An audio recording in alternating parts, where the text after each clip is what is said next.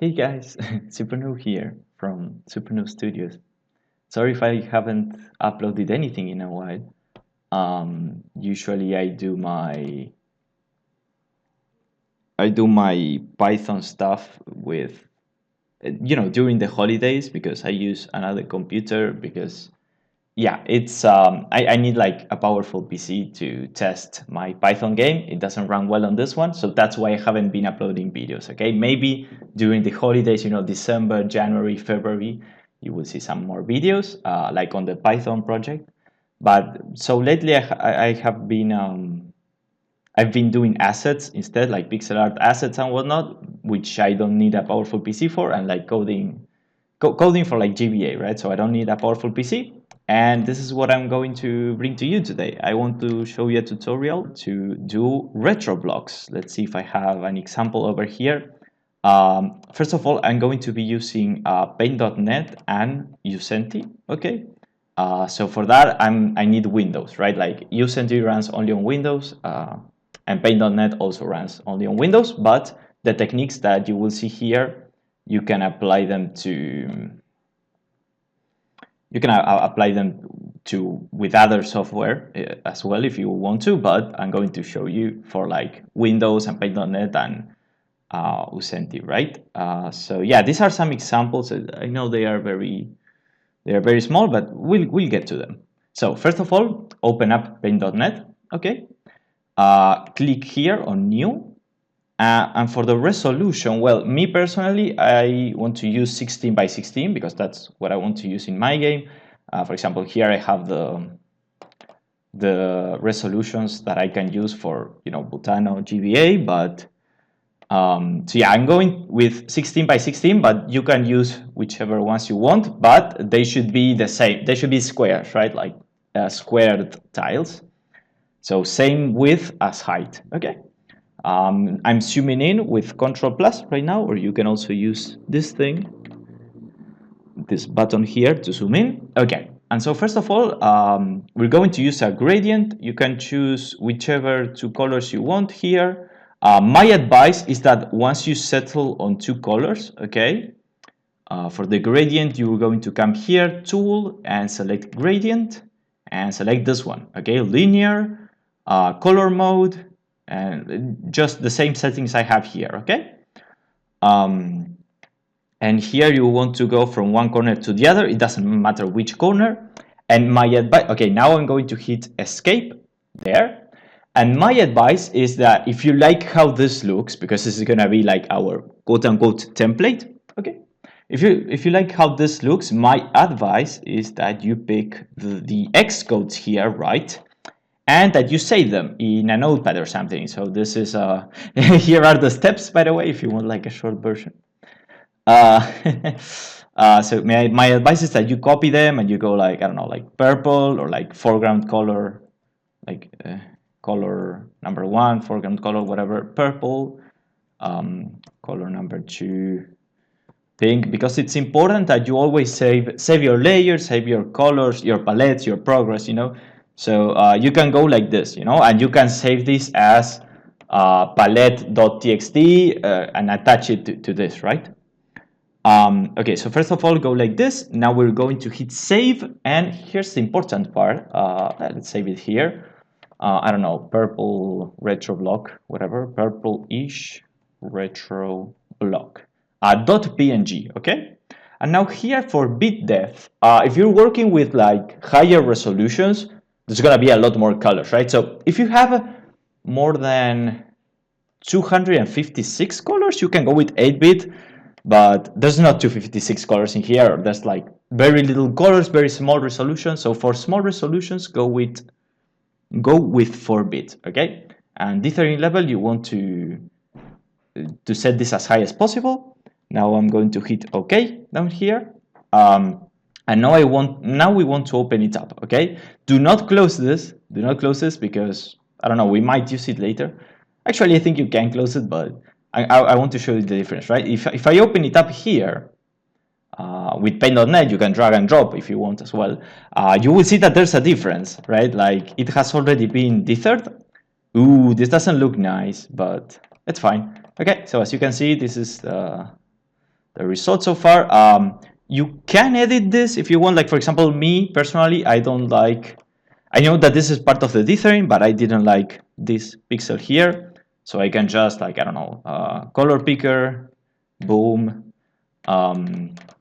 paintbrush, hardness 100, brush size 1, and aliased rendering, whatever. And this lets you like this, you know, like 1 pixel at a time. Boom, boom, boom, you know. Okay, so I just fixed the little pixel here.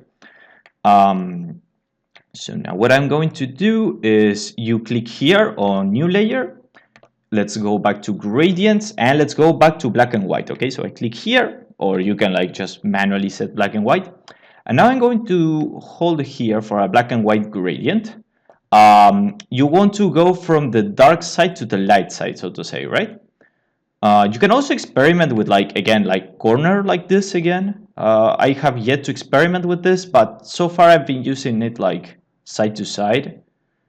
Let's actually go with corner to corner so we can see later on. I can compare to you how it looks side to side and corner to corner. Okay, so black should go in the dark side. So not like this, okay, not like that. From the dark side with dark colors, light side, light color, whatever. And one advice I can give you is if you hold the shift, can you see here in the lower left corner that it says angle? Okay, so while holding shift, you can, you know, it's easier to, because it's not so easy to hold, like if you want angle 0 degrees, it's not so easy, right? But if you hold shift, it snaps, right, to like, in this case 0, or if you want like 45 degrees, it's easier to snap while holding the shift key. Okay, so there goes my gradient. Now I will choose duplicate, and let's duplicate one more time just in case, but you will need these two mostly. Okay, so for one of these we go options, we're gonna go screen. Okay, for one of these, and for the other we're going to go with the multiply blend mode. This part you can apply it in any editor. As you can see, it already looks really cool, but what we're going to do now is for the one with multiply. Okay, like I can rename it to you if you want, like multiply black and white, screen black and white. You can rename your layers. It's good practice, like, I don't know, colorful.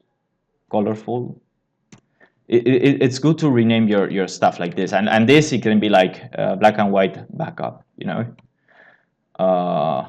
B and W backup, without the capital. Hold on. Okay, there. It's good practice to rename your layers like this to tidy up your workspace. Okay, and so now for the multiply, we're going to select like everything but the upper corner. Okay, so this depends on how thick you want your outline. Like if I wanted my outline 2 pixels wide, it would be like this, but I wanted just 1 pixel wide. So let's go like this, you know, without the upper corner, so to say.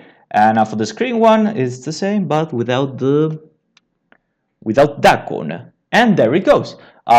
This is our block. Ta-da! If you don't like, if you think that the outline is like too, if the outline is like too strong, so to say, you can reduce the opacity to, say, I don't know, 150. So 150 looked good. So yeah, you can do 150 on both sides. I preferably keep the same opacity on both sides, you know, so like here, 150, okay. You can click OK and you can hit enter, and this is how it looks. This is the retro block.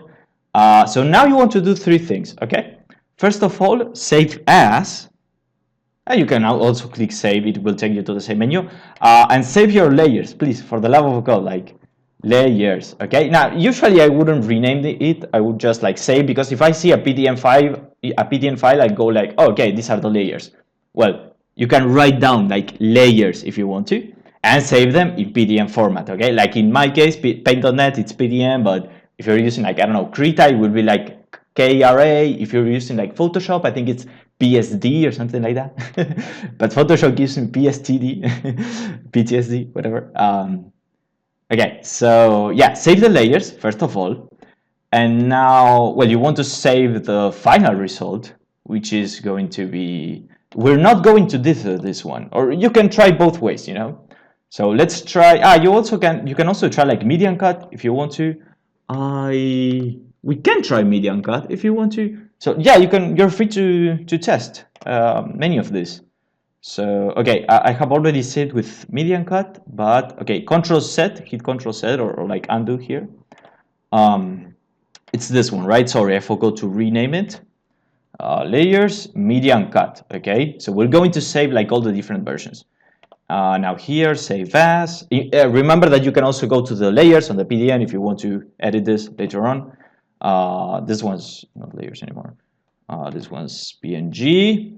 Dith, okay, like octree dith. Okay, here like 4-bit octree, you know, you can go like that. Hit OK, yes. Remember to like hit Control Z every time to recover the layers, or click here. And now it's the no dith, right? So no dith, no dithering, and we're almost there. Okay, so PNG, boom. And yeah, for this one, obviously like auto detect and no dithering, you know, like no dithering. It was grayed out because like it was gonna go with nothing. Okay, so right now we have I want to show you, okay, like all the files that we have. It looks like a lot, it's not a lot, trust me. Actually, I think this one is like, hold on, because this is octree, no this. Oh, octree, no this. Yeah, no, this is yeah, this one's my bad. I named this wrong. Try to name them correctly, because otherwise you end up with these messes. This one is unneeded. Yeah. So you end up with these 4 files, okay? Like I'm going to scale them up here. So you can, let's just open them up. But yeah, you have like the layers, you have the final result without dithering here, and you have the 2 thingies, right? Let me also rename this one because I messed up. Hold on. Let me rename that. I'm sorry that my computer is a bit slow, but yeah, so we will have these 4 files, okay? The one with the layers, the final result without dithering, and the 2 dithers with like different algorithms if you want to try. If you know any other algorithm, you can also apply that with, you know, whatever scripts or programs. You're free to do whatever you want. Okay, so these are, can you see it, or is it like, hold on, let me, there, maybe you can see it here, right? We have these 4 thingies, these 4 files. Let's zoom in. I'm sorry if this is taking like really long, but this is with octree. This is the better dithering. This is the more, this is without dithering, so like the smoothest, okay? Like this is the highest quality. This is the average quality, so to say, middle quality. These are the layers, so you can see like all the layers here. If you want to adjust anything, always keep your layers, always keep your color palettes, remember, here. And here is this is median cut. This is the worst layer, as you can see. So this is like super retro, as you can see, like super like bad quality, so to say. This one's like meh, medium quality, so to say. It's compressed, but not so much with dithering. And this is without dithering. Now, obviously, this one is the one that takes the most space. This one with the layer, sorry. This one, okay, we can check here. This is the one with the most stuff in it, so it's 5 kilobytes. This one is without, yeah, this one is the highest quality, 644. This one is like average quality, 539, and this one, 495, it's like completely destroyed. And lastly, what you want to do is, I'm going to just choose one of these for the example of the tutorial, but you can do it with all 3 of them. I'm going to choose this one because this is the one I like the most. So I'm going to choose the one with octree, okay? I'm going to drag and drop it into ucenti, right? For example, here, like in ucenti.x here, I just drag and dropped. As you can see here, the palette is like very scuffed, you know, like when you first start ucenti, actually, let me like try to, when you first start ucenti, you will see that can you see it? Like I don't know if my camera's mirror or not, but here and on the side, like the palette is such a mess. So what you will want to do is like palette clear here, and now we will drag and drop this here. Do you want to save the changes? No? Okay, there we go. This is how the final result should look like. And so here we have a very interesting issue, which is, at the time of saving, when we save later on, like whatever, we're going to be asked for the bit depth, okay? So obviously the lower the bit depth, the smoother, or like the more performant, the more efficient your game will run, the game will be. So if you have a lot of colors, then go with 8 BPP. But if you have less than 15, you want to go with 4. Now here's the thing. We don't have 15 colors here. We have 16. So we have like just one extra color. And so here we can do two things, okay? We can either just go with 8 BPP and like hit OK and save it like that. Or since we're just one color off, we can try to remove it, okay? So for example, here, there is this color here. Let me use the pipette. This color here. You will notice that it shows up here on the palette. Actually, let me, I don't know, move my ugly face somewhere else so you can see better. This color, right? If I change it here, you will see that, it's just these 2 pixels, right? So with that color. So if we have to throw away one of our beloved colors, then this one doesn't seem like a huge deal, right? So we can, for example, like, I don't know, the neighbors, right? We can pick some of the neighbors, for example, this one. So like boom, boom, and that's it. And then this color, we don't need it anymore. So as you can see, it's color number 5, okay?